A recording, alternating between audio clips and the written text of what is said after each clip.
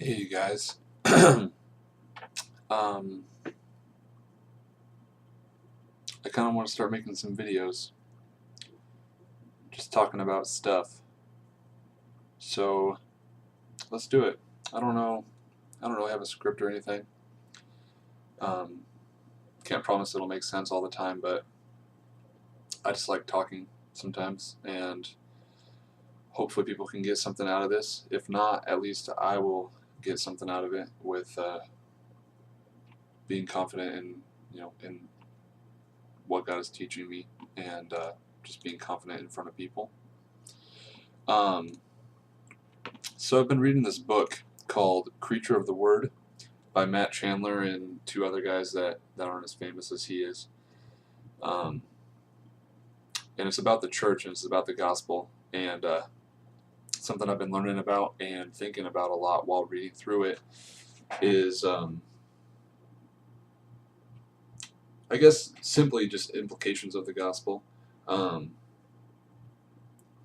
the idea that living in America, um, our culture is an individualistic culture.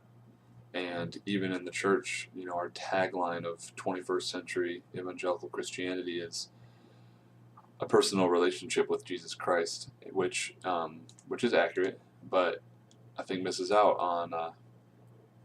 on some of the truth of the gospel, because God did not just save you to be an individual. God saved you to be a chosen people. 1 Peter 2:9, you're a chosen people, a royal priesthood, a holy nation, God's special possession.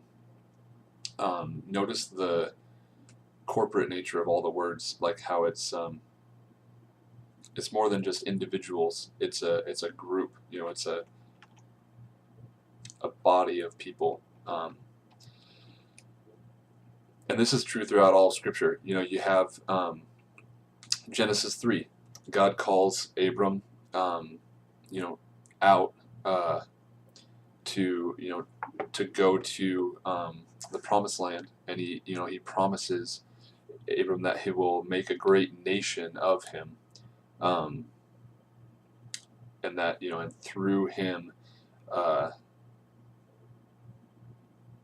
I don't know the scripture reference offhand, but it's all a corporate idea. It's all an idea of a group of people, um, and um, even through the Old Testament, God reminds His people, like repeatedly, um, that salvation is coming to them, but is intended eventually for all people, including the Gentiles, including the non-Israelites. If you look at Isaiah 60:3-5, it says, "And the Gentiles shall come to thy light, and kings to the brightness of thy rising. Lift up thine eyes round about and see. All they gather themselves together, they come to thee. Thy sons shall come from far, and thy daughters shall be nursed at thy side.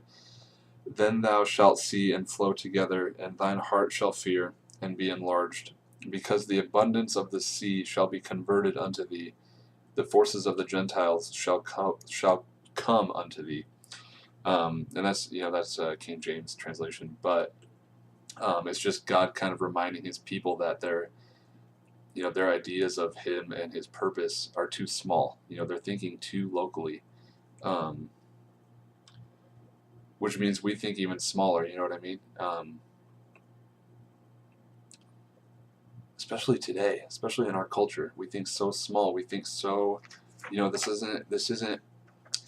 Jesus didn't come for this enormous plan of redemption, um, to suddenly become an individualistic pursuit by specific people. Does that make sense? So, I guess there's not like a challenge or anything in there. It's just something I'm processing through a lot. Um, this idea of being a people of God, not just a person of God, not just myself. And what that means, it means that my decisions aren't my own decisions. They impact other people. It means my possessions aren't my own. My privacy isn't necessarily my own. These things that, that as an American I think I am entitled to, are actually blessings that I don't have a right to, that God can take away or ask me to give up at any time that He chooses to, for the betterment of my people, of my body, of the church, because I am part of the church, and so are you.